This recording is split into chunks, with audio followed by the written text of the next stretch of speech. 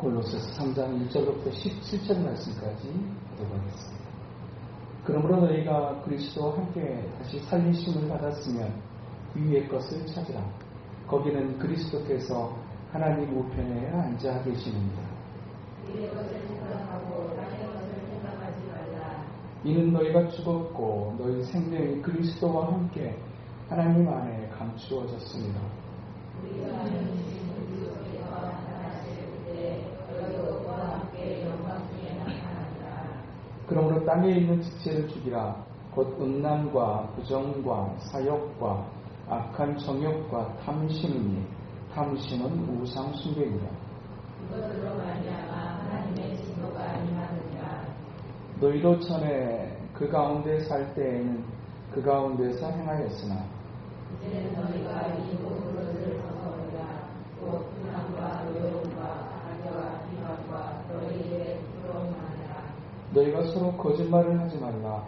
옛사람과 그 행위를 벗어버리고 새 사람을 입었으니 이는 자기를 창조하신 이의 형상을 따라 지식에까지 새롭게 하심을 이루는 자니라. 거기에는 헬라인이나 유대인이나 할레파나 무할레파나 야만인이나 수구디아인이나 종이나 자유인이 차별이 있을 수 없나니 오직 그리스도는 만유시요 만유 안에 계십니다.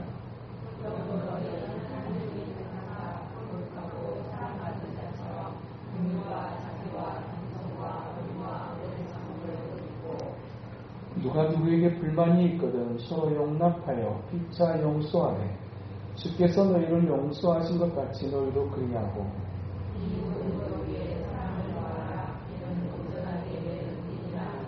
그리스도의 평강이 너희 마음을 주장하게 하라. 너희는 평강을 위하여 한 몸으로 부르심을 받았나니 너희는 또한 감사하는 자라 하라. 그리스도의 말씀이 너희 속에 풍성히 거하여 모든 지혜로 살아가시며 공변하고 주와 찬송과 신령한 노래를 부르며 감사한 마음으로 하나님을 찬양하고 또 무엇을 하든지 말이나 일에나 다 예수의 이름으로 하고 그를 힘입어 하나님 아버지께 감사하라. 아멘. 지금의 터키 튀르키예를 성경이 기록된 신약 성경 시대에는 소아시아라고 불렸습니다. 이 소아시아에 있는 루카스 평원에 자리 잡았던 아주 풍요로운 도시, 그 당시에는 제일 잘 나가는 도시 중에 하나였던 골로새라고 하는 이 도시가 목축업과 또 양모와 염색업으로 인해서 경제적으로 사회적으로 굉장히 풍요롭고 또 윤택한 삶이 가능한 그런 도시였었지만 그 도시의 1세기에 있었던 두 차례의 지진으로 말미암아서 처참하게 무너지고 피폐해져 버린 도시, 한때는 인류 도시였다가 이제는 삼류 도시로 전락해버렸던 도시 골로새. 이 골로새라고 하는 곳에 있는 사람들은 그 두 차례의 지진으로 말미암아서 이렇게 잘나가고 이렇게 풍요로웠던 우리가 이렇게까지 되어줄 수 있는가라고 하는 낙심과 절망 속에 있을 그때 어느 날 그 도시에 들어온 복음, 그리고 그 복음으로 말미암아 세워졌던 교회를 돌아보면서 교회를 다니는 사람이나 다니지 않는 사람이나 이 땅에도 이 도시에도 소망은 있는가라고 하는 조심스럽게 소망을 가져보았던 그런 계기가 되어졌던 골로새 교회예요. 그렇게 믿는 자에게 특별하게 더 소망의 빛을 들고 나아갈 수 있도록 그렇게 복음은 새로운 것이었고 그들이 소망을 품기에 충분한 것이었습니다. 그러나 그들이 생각했던 것처럼 그들의 삶에 진전들이 나타나지 않을 때, 그들이 기대했던 것과 같은 영원히 잘 되는 것처럼 범사도 잘 될 것이 금방 나타날 줄 알았는데 생각처럼 그렇게 나타나지 않는 상황 속에 점점 소망을 잃어가기 시작하고, 또 그와 같은 상황 속에 또 여지없이 사탄의 역사가 그 안에 있어 율법주의와 신비주의적인 사고를 가진 이단적 신앙을 가진 사람들이 교회 안에 들어와서 교회를 이제 어지럽히기 시작하게 됩니다. 그런 상황 속에서 사도 바울이 골로새 교회에 보내줬던 편지의 내용 속에 궁극적 주제는 이것입니다. 바르게 갈 것인가, 빠르게 갈 것인가. 복음 위에 세워졌지만 여전히 지지부진한 삶을 보면서 우리에게도 정말 뭔가 좀 새로운 뭔가가 좀 우리가 기대했던 것처럼 나타나야 되는 거 아닌가라고 하는 그런 사람들의 생각 속에 여지없이 찾아왔던 이단적 현상, 율법을 철저하게 지키면 우리들의 삶에도 굉장한 회복의 역사가 나타날 것이다. 아니, 더 우리가 깊이 있게 기도하고 신비한 영적 세계를 경험하고 영적인 어떤 그런 은사들을 맛보게 되게 될 때 그와 같은 하나님의 능력은 우리들의 삶의 전반에도 미쳐서 우리로 빠른 회복과 변화와 부흥을 향해 나아갈 수 있게 할 것이다 라고 하는 그와 같은 이단적 사조의 그 기치가 순수한 복음 위에 세워졌던 교회를 흔들어내기 시작했습니다. 2000년 전에 골로새 교회 안에 있었던 그와 같은 신앙의 갈등은 오늘 우리가 살아가는 이 땅에서도 역시 정말 내가 예수 그리스도로 말미암아 내 영혼이 잘되고 하나님이 기뻐하시는 하나님의 사람으로 세워졌는데 여전히 삶이 갑보 상태를 계속하게 되게 될 때 우리의 삶에 점점 소망이 사라지게 되고 또한 신앙도 좋고 하나님도 좋고 또 영혼도 잘 되는 것도 알겠고 그렇지만 나의 현실이 너무나 권고하고 답답하게 될 때 신앙의 열정까지도 사그라질 수 있는 그런 영적인 위기, 삶의 위기가 우리의 삶 속에서도 존재할 수 있습니다. 그와 같은 모습으로 이제 힘들어하는 이 골로새 교회를 향해서 보내졌던 편지 속에서 사도 바울은 그의 편지의 대부분의 어떤 그런 형식이 그랬던 것처럼 우리가 어떤 사람들인가를 기억하십시오. 우리가 어떤 사랑을 하나님으로부터 받은 사람들인가를 잊지 마십시오. 복음의 교리를 1차적으로 먼저 다시 한번 상기시키고 그렇게 하고 난 다음에 오늘 우리가 읽었던 본문처럼 1절에 그러므로 너희가 그리스도와 함께 다시 살리심을 받았으면 그 예수 그리스도의 십자가의 복음으로 말미암아 우리가 다시 살아났다고 하면 이라고 하는 그 교리의 기초 이후에 이제 3장으로부터는 실천적 삶에 관한 가르침이 이제 시작되어진 것입니다. 실천적 삶. 우리가 예수 그리스도를 아는 그 복음의 은혜 아래 머무르는 이 영적인 지식을 가지며 하나님 앞에 살아간다라고 하는 것은 이 땅의 삶뿐만 아니라 우리의 영혼까지 이어지는 가장 중요한 영적 기초라고 말할 수 있습니다. 그러나 영적 기초와 함께 곧 우리가 하나님을 아는 지식에서 예수 그리스도를 만나는 그 거룩한 은혜를 경험하고 난 것으로 끝나지 않고 우리들의 삶은 또 우리들의 지식은 또한 우리들의 삶으로 실천적 삶으로 이어져야 될 것을 성경은 계속해서 강조해주고 있습니다. 곧 하나님의 말씀을 아는 지식과 함께 우리들의 실천적 삶의 균형이 함께 어우러지는 것 그것이 진정으로 건강한 삶의 모습이라고 하는 사실입니다. 물론 여전히 답보 상태에 있는 현실적 상황 앞에서 현실적 필요가 금방이라도 채워졌으면 좋겠다라고 하는 마음의 갈급함이 있는 것이 사실입니다. 그럼에도 불구하고 우리 안에 일어날 수 있는 두 가지의 고민, 바르게 갈 것인가 빠르게 갈 것인가. 사도 바울은 바르게 가야 된다고 가르칩니다. 이렇게 하면 우리가 조금 더 빨리 회복하고 이렇게 하면 조금 더 빨리 놀라운 변화가 일어나고 이렇게 하게 되게 되면 우리가 더 큰 부흥을 맛보게 될 거라고 하는 이단적 사조에 여러분이 흔들리지 말고 오직 하나님이 기뻐하시는 삶을 견지하는 것 이것이 우리가 하나님의 사람으로서 우리가 예수 그리스도로 말미암아 다시 살리심을 받은 하나님의 사람으로서 우리가 추구해야 될 삶의 방향성인 것을 오늘 본문을 통해서도 우리에게 가르쳐줍니다. 오늘 사도 바울은 오늘 우리가 읽은 본문 12절에서 우리가 어떤 사람인가를 세 가지로 표현합니다. 첫 번째, 하나님이 택하신 자. 두 번째, 거룩한 자. 그리고 세 번째, 사랑받는 자.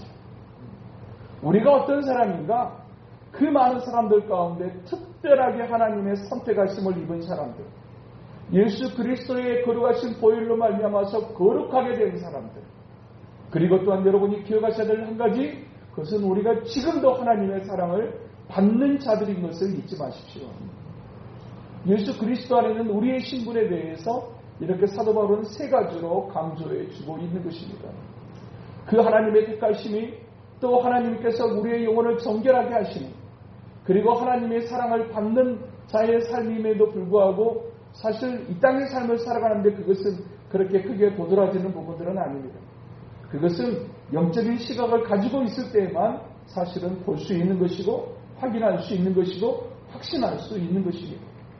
정말 우리가 영적인 어떤 세계를 바라보고 또 영적인 하나님의 은혜를 경험하게 될 때 하나님께서 이 많은 사람들 가운데 나를 선택하셨다는 사실이 얼마나 귀하고 놀라운 사랑인지, 그리고 그 어떤 것으로도 쉴 수 없는 우리의 죄악이 예수 그리스도의 거룩하신 보혈의 능력으로 우리가 깨끗하게 힘입었다, 깨끗하게 정결케 되었다라고 하는 사실이 얼마나 크고 놀라운 하나님의 사랑인지, 그리고 그 하나님은 지금도 우리와 함께 하셔서 여전히 우리의 영혼과 우리의 삶에 관한 하나님의 관심 속에서 우리들의 삶이 진행되어지고 있다라고 하는 사실은 하나님을 알지 못하는 자, 예수 그리스도를 경험하지 못하는 자들은 상상할 수도 없는 하나님의 특별한 은총이요 사랑인 것을 다시 한번 사도 바울은 우리에게 강조해 주고 있는 것입니다.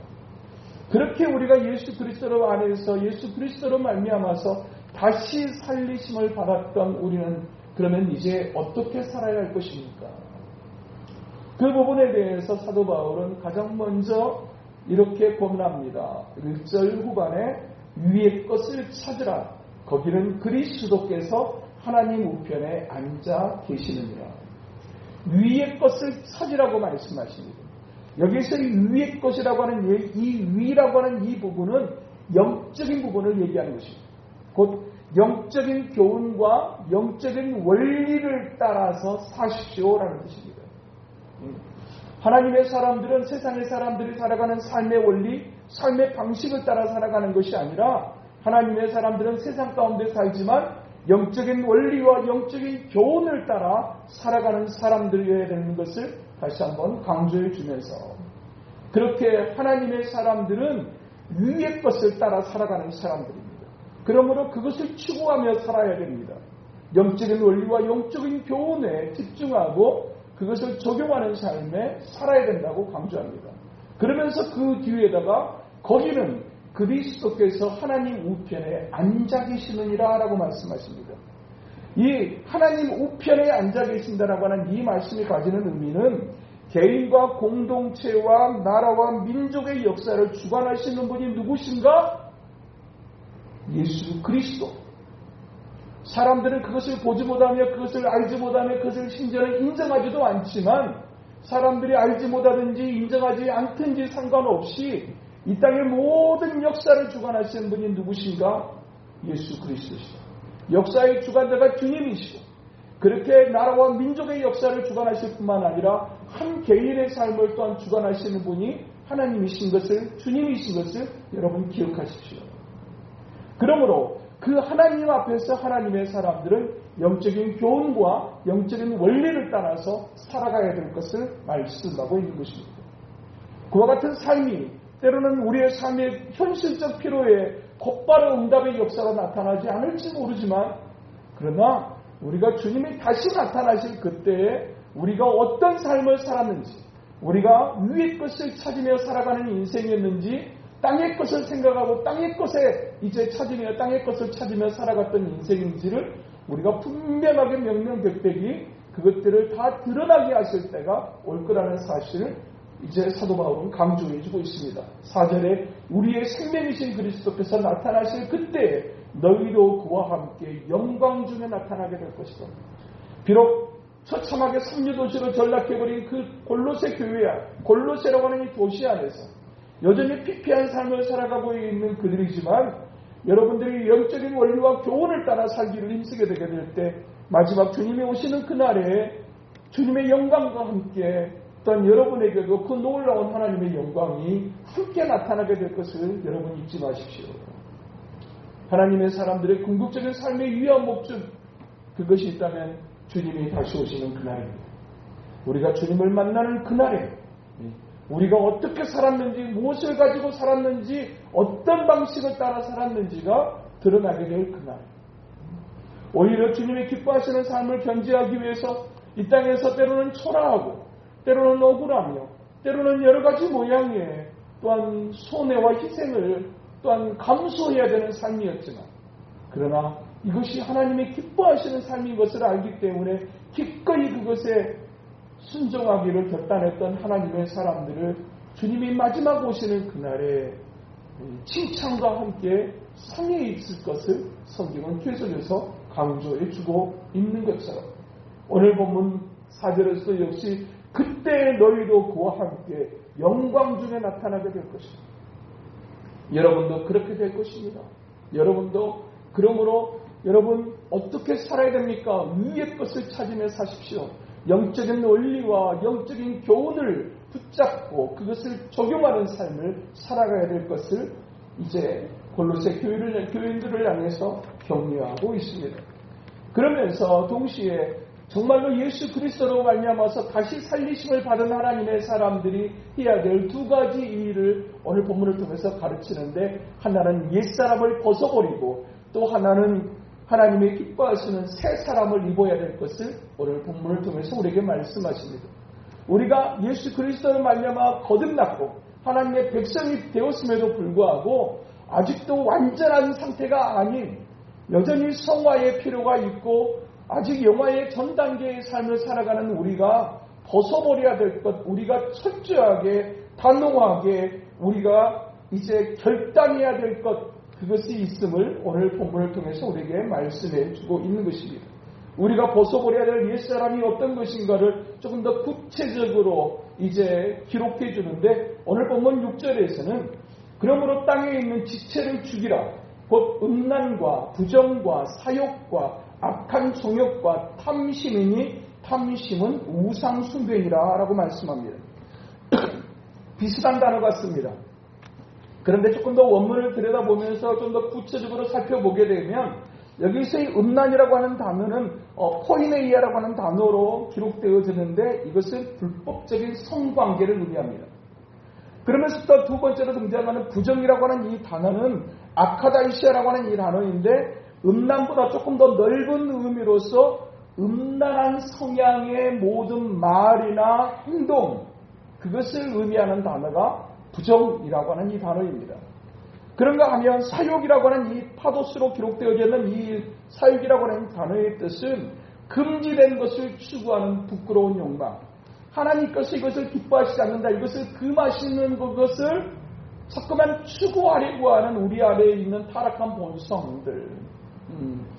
하나님께서 술 취하지 말라고 말씀하시고, 그리고 또한 독주를 쳐다보지도 말라 말씀하시고, 그리고 우리의 몸이 하나님의 성전인 것을 말씀하시면서 거룩함을 추구하라고 말씀하시지만, 우리 안에 타락한 이제 본성은 늘 하나님이 기뻐하시지 않는 것을 추구하려고 하는 본성적 욕구를 가지고 살아갑니다. 그 금지된 것을 추구하는 부끄러운 욕망, 그것을 사욕이라고 표현하고, 또 악한 정욕이라고 하는 이 단어는 하나님께 불순종하고 거스르게 하는 거짓되고 악한 욕망, 그것을 의미하는 단어가 바로 악한 정욕입니다. 그러면서 또한 탐심이라고 하는 이 단어는 또한 이제 플레오넥시아라고 하는 단어로 기록되어졌는데, 끝없이 더 많이 가지려고 하는 욕심, 이것을 오늘 본문에서는 탐심이라고 하는 단어로 기록하고 있습니다. 음란과 부정과 사욕과 악한 정욕과 탐심, 이제 여기까지 이제 살피게 되니, 여기에서 주님께서 땅의 것을 생각하지 말라고 말씀하시고 5절에서는 땅에 있는 지체를 죽이라고 말씀하실 때, 이 땅의 것, 땅에 있는 지체는 육적인 성품을 죽이라는 말씀입니다. 육적인 성품. 그런데 우리 안에 타락한 육적인 성품 가운데 대표적인 것을 오늘 5가지로 6가지로 말씀하시면서 이것을 얘기하게 되면 성욕과 물욕에 대한 경계를 말씀하고 있습니다. 성경에서 우리 안에 타락한 본성을 얘기하게 될 때 성적인 욕구와 이제 물질적인 욕구가 항상 함께 나타나고 있는 것을, 다루고 있는 것을 볼 수 있습니다. 성적인 욕구가 물질적인 욕구가 분리되어지는 것이 아니라 긴밀한 연관성 속에 있다라고 하는 사실입니다. 물질적 욕구를 채우는 사람들에게 찾아오는 또 다른 욕구 하나, 반드시 이어지는 욕구 하나, 성적인 욕구. 성적인 어떤 그런 음란하는 어떤 그런 삶에 대한 욕구들이 물질적인 풍요와 함께 찾아오게 되는 것을 우리가 세상의 사람들이 살아가는 그런 우리보다 훨씬 더 많은 것을 가진 사람들의 삶 속에서 그것을 얼마든지 확인할 수 있고요. 이 성적인 욕구와 물질적인 이 욕구가 타락한 본성 우리가 극복하고 우리가 벗어버려야 될 이제 대표적인 하나님의 기뻐하실 수 없는 것들인 것을 성경은 또 말씀합니다. 그러면서 또한 그것만으로 그치지 않고 8절에서는 이제는 너희가 이 모든 것을 벗어버리라. 곧 분함과 노여움과 악의와 비방과 너희 입에 부끄러운 말이라. 그리고 9절 너희가 서로 거짓말을 하지 말아라. 우리가 경계해야 될 몇 가지 또한 죄악의 모습들을 오늘 본 8절에서는 분함. 여기서 이 분함이라고 하는 것은 억눌린 증오의 감정. 이걸 분함이라고 한다면 여기서의 노여움은 쌓인 분노가 폭발하는 상태. 그냥 막 쌓여가지고 그냥 이제 이게 터져버린 상태에 이걸 이제 노여움이라고 표현하고, 그리고 이 악이라고 하는 이 단어는 상대방을 해치려고 하는 악한 기질, 상대방을 자꾸만 이제 해치려고 하는 악한 기질이 우리 안에 여전히 존재하다라는 얘기입니다.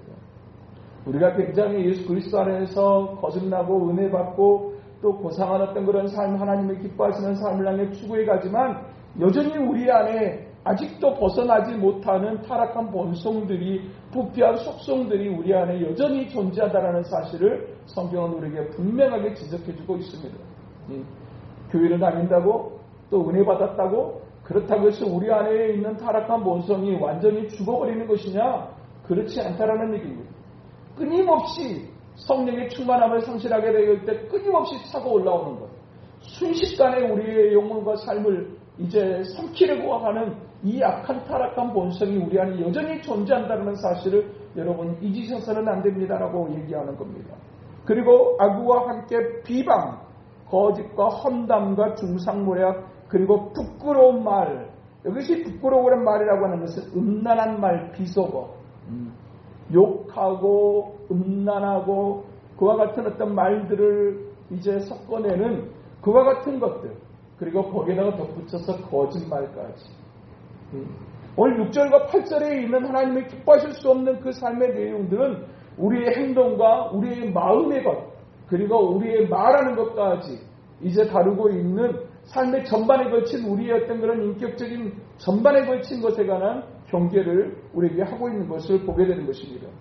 이 우리 안에 있는 여전히 존재하고 있는 육적인 성품을 죽이는 것, 사실 빨리 회복되어지고 빨리 변화되어지고 빨리 부흥하고 싶어하는 사람들에게 이것은 굉장히 걸리적거리는 것이고, 그리고 사실은 그냥 우리를 자꾸만 그냥 더 올가매는 것처럼 느껴지는, 이게 도대체 뭐가 중요한가, 다 우리 그냥 그렇게 살아가는 거 아닌가라고 그냥 가볍게 치부버리기 쉬운, 그러면서 당장 현실적 필요와 욕구들이 채워지기를 원하는 우리의 좀 더 빠르게, 좀 더 바르게보다는 조금 더 빠르게를 원하는 우리의 타락한 본성과 긴밀하게 맞닿아 있는 이와 같은 것들을 여러분들이 조심해야 됩니다. 그것에 대해서 벗어버려야 된다고 말씀하시고 또한 죽여야 된다고 또한 이제 사도 바울은 말하고 있는 것입니다. 사도 바울도 역시 하나님의 그 신실한 사람이었음에도 불구하고 고린도전서 15장 31절에 그의 고백을 보면, 오라 나는 곤고한 사람이로다. 이 사망의 몸에서 누가 나를 건져낼 것인가. 그렇게 신실한 하나님의 사람 안에도 역시 이와 같은 타락한 본성과의 치열한 영적인 싸움이 있었던 것을 그는 고린도 교회에 보내는 편지 속에서 고백하고 있어요. 어느 누구도 예외가 없다라는 얘기입니다.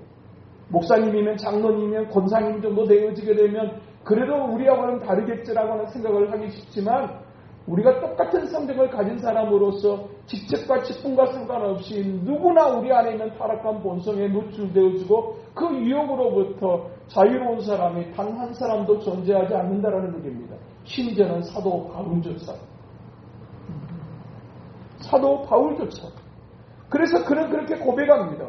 내가 마음으로는 하나님의 법을, 육신으로는 죄의 법을 섬기노라. 그래서 나는 날마다 죽노라고 그렇게 고백합니다. 끊임없이 자기 몸을 쳐서 복종시키기를 날마다 몸부림하고 있는 사도 바울의 영적인 그런 어떤 치열한 삶의 모습처럼 우리에게도 역시 끊임없이 때로는 쓰러지고 때로는 넘어지고 하나님의 기뻐하시지 않는 생각과 기뻐하실 수 없는 말과 때로는 행동까지 그와 같은 어떤 반복적으로 하나님의 성령을 근심케 하는 우리의 모습이 있음에도 불구하고 그럼에도 불구하고 또다시 일어나서 십자가 붙잡고 또다시 일어나서 하나님의 공의를 숨있기를 사모하는 그런 어떤 영적인 치열한 삶이 우리에게 여전히 계속되어오자 될 것을 사도 바울은 이야기하고 있는 것입니다. 그러면서 오늘 본문 9절에서 보니까 이렇게 말합니다. 너희가 서로 거짓말하지 말라. 옛사람과 그의 행위를 벗어버리고 이 벗어버린다라고 하는 이것은 어떤 일시적인 행동이나 결단을 의미하는 것이 아니라 지속적인 어떤 그런 행동이나 결단을 말하고 있는 겁니다. 우리가 계속해서 영적인 치열한 싸움을 싸워야 된다는 얘기입니다. 우리 안에 일어나는 끊임없이 음란한 생각과 또한 음란한 어떤 그런 모습들이 또 우리 안에 끊임없이 현실적 물질적인 욕구에 대한 끊임없는 욕망들이 하나님께서 때를 따라 돈 눈에를 베푸심에도 불구하고 그것으로 결코 만족해야 하지 않는 우리 안에 끊임없는 이 물질에 대한 욕구, 욕망에 대해서도 우리가 성경 못지않게 경계해야 될 것인 것을 오늘에게 사도 바울은 가르치고 있는 것입니다. 그러면서 그것에 대해서 주님은 아주 엄중한 말씀을 하시는데 6절에 보니까 이렇게 말씀하세요. 이것들로 말미암아 하나님의 진노가 임하느니라. 여기서 하나님의 진노가 임한다라고 하는 이 말씀은 우리가 하나님 앞에 섰을 때 미래에 있을 심판에 관한 어떤 그런 하나님의 진노를 말하는 것이 아니라 현재의 삶 속에 임하게 되는 심판을 말씀하시는 단어입니다. 곧 우리가 하나님의 기뻐하실 수 없는 삶에 대해서 우리가 싸우기를 거절하게 되게 될 때 그로 말미암는 삶의 결과가 우리들의 삶으로 나타나게 될 거라는 사실을 오늘 우리에게 말씀합니다. 어리석은 자는 죄를 심상히 여긴다고 했습니다. 나만 그러는 것이 아니라 다른 사람도 다 그래. 나보다 더 심하게 사는 사람도 있어. 그래도 괜찮은 것 같잖아 라고 말하는 사탄의 음성 앞에 끊임없이 나를 노출시키고 그리고 그래도 그냥 괜찮지 않을까라고 하는 그런 달콤한 이제 거짓된 이제 스스로의 합리화 앞에 그냥 싸우기를 거절하게 되게 될 때 우리가 죄와 싸우기를 거절하게 될 때 어떤 결과가 나타나게 되는가? 현세의 삶 속에 그 하나님의 진노가 임하게 될 수밖에 없다는 사실을 오늘 주님은 분명하게 선언하고 계세요. 우리가 마음먹은 것, 우리가 행동한 것, 우리가 말하는 것 그것이 결국에는 누가 책임져야 될 일로 돌아오게 되느냐? 내가 책임져야 될 일로 우리의 삶 속에서 우리가 그것에 대해서 책임지는 시간들이 반드시 오게 될 것을 말씀합니다. 하나님의 기뻐하시지 않는 이와 같은 어떤 일들에 관해서 우리가 날마다 십자가를 의지하고 십자가의 보혈의 능력으로 보혈의 공로를 힘입어 끊임없이 씻어내는 작업들 그리고 또다시 싸우기를 결단하고 또 쓰러지지만 또다시 싸우기를 결단하는 이와 같은 삶을 살아가는 것이 얼마나 중요한 것인지 만약에 우리가 그와 같은 것들을 이제 이와 같은 싸움들은 좀 그만하고 좀 정작 내 삶의 필요들만 좀 채워졌으면 좋겠다라는 우리 안에 있는 하나님의 기뻐할 수 없는 생각들 다르게보다는 빠르게를 추구하려고 하는 이 세상의 어떤 경향처럼 우리 안에도 역시 그것을 사모하는 마음이 있어서 당장 내가 현실을 고달프고 힘든데 이게 도대체 무슨 우리에게 의미가 있으며 우리에게 무슨 유익을 가져다 줄 수 있을까라고 하는 생각까지도 찾아올 수 있을 때 그러나 우리가 하나님의 기뻐할 수 없는 어떤 그런 물욕과 성욕과 뿐만 아니라 기뻐할 수 없는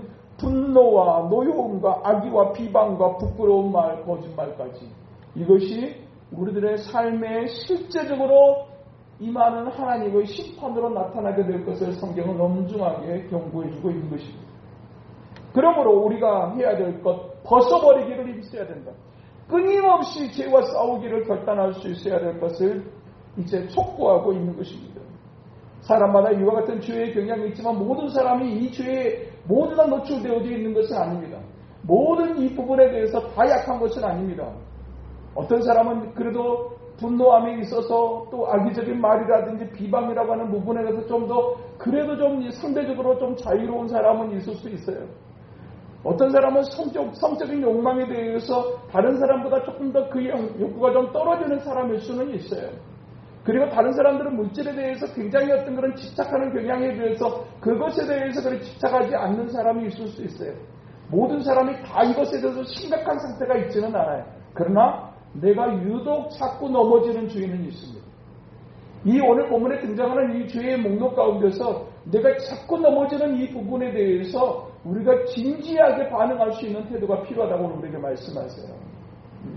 이것에 대해서 우리가 진지한 태도를 가지지 않게 될 때 하나님의 진노를 경험하게 될 것입니다. 왜 하나님이 진노하실까요? 바꿔줘야 됩니다. 그 부분이 고쳐져야 됩니다. 하나님은 거룩한 것을 거룩하신 손에 놓으시는 분이십니까?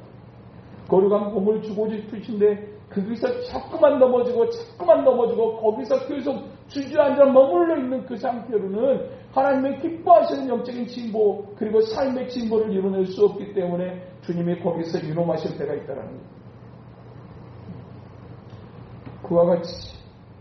그와 같이 우리가 싸워야 될 옛사람에 대해서 단호하게 이제 싸우기를 결단해야 될 것을 말씀하고 있고, 또 마지막으로 오늘 본문 통해서 정말 그리스도 안에서 살리심을 입은 하나님의 사람들은 새 옷을 입어야 한다고 말씀하세요. 오늘 본문 12절, 그러므로 너희는 하나님의 택하사 거룩하고 사랑받은 자처럼 긍휼과 자비와 겸손과 온유와 오래 참음을 옷 입고 라고 말씀하세요. 여기서 옷을 입는다라고 하는 것은 그 사람이 입은 옷은 그 사람의 신분을 상징합니다. 그 사람의 위치를 상징합니다. 경찰은 경찰관의 옷을 입고 군인은 군인복을 입고 선수는 선수로서 떼야 될 이제 경기복이 있는 것처럼 우리가 입어야 될 옷이 있다라는 얘기입니다. 그리스도인다운 삶을 말씀하는 겁니다. 적어도 우리가 예수 그리스도 안에서 거듭나고 새롭게 되어진 하나님의 긍휼과 은총을 입은 하나님의 사람들이라면 우리가 이와 같은 어떤 죄의 경향에 대해서 경계하고 싸우기를 결단할 수 있어야 될 뿐만 아니라 우리가 힘써야 될 또 한 가지를 말씀하시는데, 그것을 오늘 본문에서는 이제 12절에서는 긍휼과 자비와 겸손과 온유와 오래 참음을 옷 입어야 된다고 말씀하세요. 네. 정말 하나님이 기뻐하시는 것이 무엇인가를 늘 질문할 수 있습니다. 이럴 때 주님이라면 어떻게 하실까? 긍휼을 베풀어야 되고, 때로는 자비가 있어야 되며, 때로는 겸손해야 되며, 때로는 온유해야 되는, 그리고 때로는 오래 참아야 되는 그 주님이 우리에게 아름답게 모범으로 보여주셨던 그 삶을 우리가 살아가기를 힘써야 된다고 말씀하세요. 그리고 또한 우리가 주목해야 될 13절에 있는 말씀, 누가 누구에게 불만이 있거든 서로 용납하여 피차 용서하되 주께서 너희를 용서하신 것 같이 너희도 그리하고 이 모든 것 위에 사랑을 더하라고 말씀하세요. 참 힘든 것 중에 하나, 불만을 어떻게 해결할 것인가. 사람에 대한 불만입니다. 저 남편에 대한 불만, 자녀에 대한 불만, 또 여러 가지 또 옆에 있는 사람에 대한 불만. 그 불만을 가질 때 우리가 하는 시도는 무엇입니까? 바꿔버리라. 바꿔보고 싶다. 바꿔버려야 되겠다. 바뀌어야 되지 않겠는가? 라고 하는 생각입니다. 그런데 그 부분에 대해서 불만 가득할 수밖에 없는 그 모습에 대해서 주님께서 하시는 말씀은 서로 용납하여 피차 용서하되, 용서 전에 용납을 먼저 말씀하세요. 용납이라고 하는 것이 무엇입니까? 있는 모습 그대로를 받아주는 것입니다. 변화는 내가 어떻게 해가지고 이뤄낼 수 있는 것이 아니라는 겁니다. 내가 어떻게 해가지고 내 자녀를 한번 확 바꿔보고 내 남편을 한번 확 바꿔보고 이와 같은 시도를 우리는 수많은 시간들을 통해서 우리는 시도하면서 여기까지 온 사람들입니다.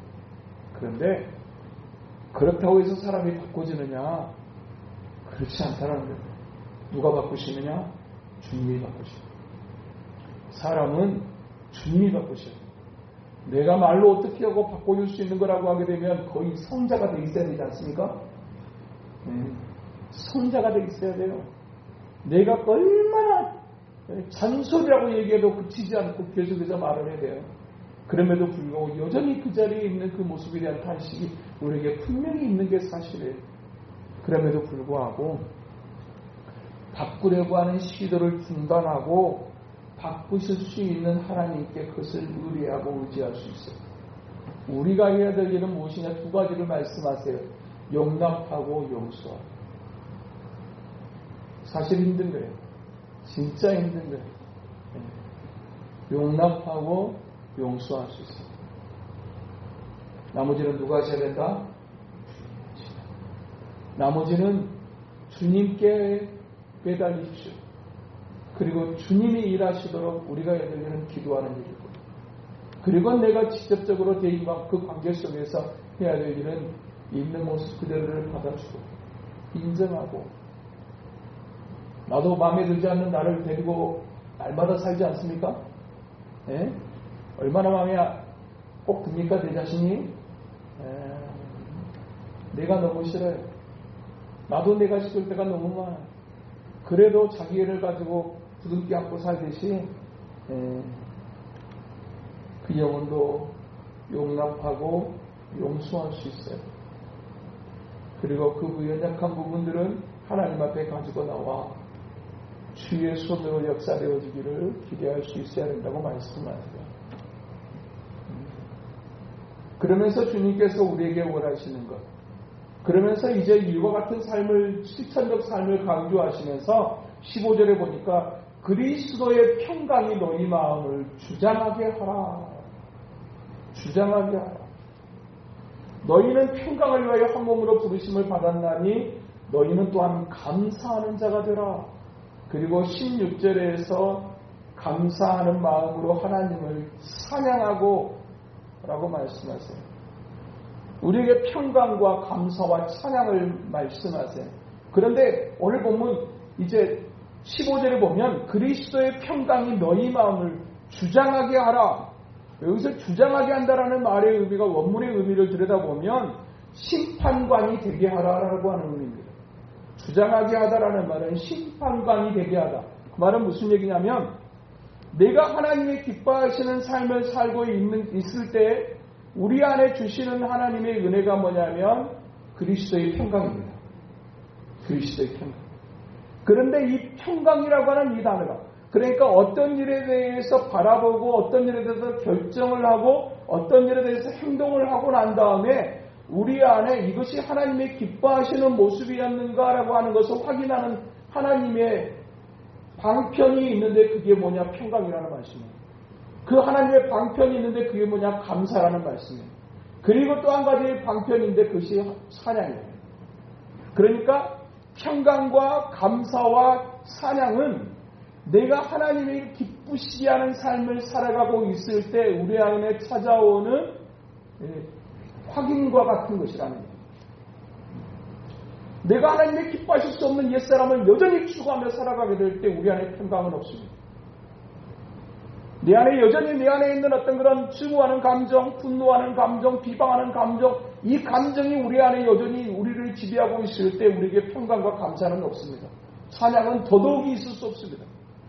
그러나 우리가 정말로 힘써 싸우기를 결단하고 죄와 싸우기를 결단하고 그리고 하나님의 기뻐하시는 긍휼을 힘입어 긍휼을 베푸는 삶, 온유한 삶, 오래 참는 삶, 주님이 기뻐하시는 그 삶을 결단하고 몸부림하는 삶을 살아가게 될 때 정말 마음에 들지 않지만 주님의 이름으로 용납하고 용서하고 그리고 내가 주님 앞에 그 영혼을 붙잡고 기도하기를 시작할 때 정말 그 기뻐하시는 삶을 살아가게 될 때 우리 안에 찾아오는 한 가지가 평강과 감사와 찬양이라고 말씀하세요. 주장하게 하라. 이것이 너희의 심판관이 되게 하라. 이것으로 너희가 정말로 하나님의 기뻐하시는 삶, 기뻐하시는 자리에 있는지를 확인할 수 있어야 된다고 우리에게 말씀하세요. 주님은 우리 안에 평강을 심기를 원하시는 분이신 줄로 믿습니다. 우리 안에 감사가 넘치게 하고 찬양이 넘치게 하기를 원하시는 분이세요.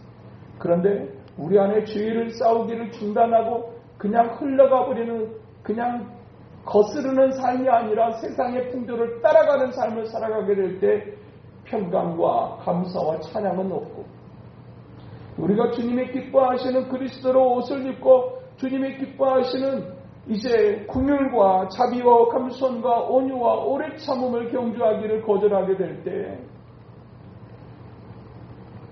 우리 안에 평강과 감사와 찬양은 오지 않을 거라고 말씀하세요.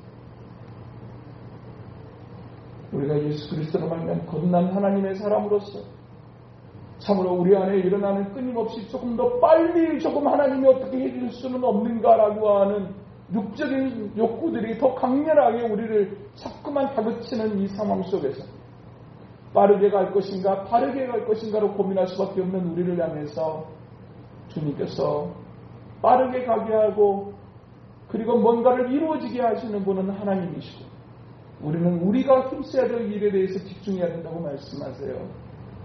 죄와 싸우기를 결심할 수 있어야 되고 그리고 주님의 기뻐하시는 그 긍휼과 자비와 온유를 향해서 오래 참음을 향해서 내가 내 힘으로는 안 되지만 주님이 주시는 은혜와 능력으로 내가 또 한 번 참아내고 그리고 또 한 번 용납하고 그리고 용서하고 그리고 그 영혼을 주님 앞에 의탁하고 그렇게 온전히 내가 맡겨드리게 될 때 그때 비로소 우리 안에 그리스도의 평강이 주님의 향한 감사가 그리고 찬양이 우리에게 나타날 수 있다고 말씀하고 계시는 것입니다.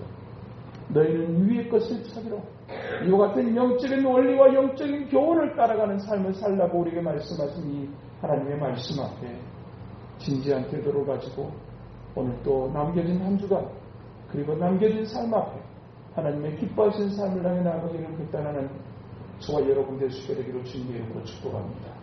그러고 하신 하나님 아버지 참으로 악한 세상 가운데 늘 노출되어져 있는 우리의 삶 환경과 상황뿐만 아니라 우리 안에 있는 악한 아직도 거듭나지 못한 아직도 변화되지 못한 여전히 꿈틀거리는 우리 안에 있는 악한 욕망과 이 안 밖으로 끊임없이 우리의 영혼을 삼키려 하는 이 어둠의 세력 앞에서 우리가 어떻게 살아가야 될 것인지 끊임없이 우리 안에 조금 더 빠르게 조금 더 하나님이 쉽게 어떻게 좀 해줄 수는 없는지라고 하는 우리 안에 본능적인 욕구가 다 채워지지 않은 상황 속에 도대체 바람이 무엇이며 바람이 무슨 유익이 있겠는가라고 하는 그런 생각마저도 또 그와 같은 어떤 그런 합리화마저도 자꾸만 우리 안에서 일어나는 이때에 하나님 아버지 진정으로 그리스도 안에서 거듭난 새로운 생명으로 잉태되어 이제 거듭난 하나님의 사람들은 어떻게 살아야 되는지 다시 한번 말씀을 통하여 우리에게 교훈하신 아버지 하나님 오늘도 주시는 말씀을 깊이 가슴에 새겨 하나님의 기뻐하시는 삶을 향해 나아가기를 결단하는 우리가 될 수 있도록 주여 도와주시옵소서.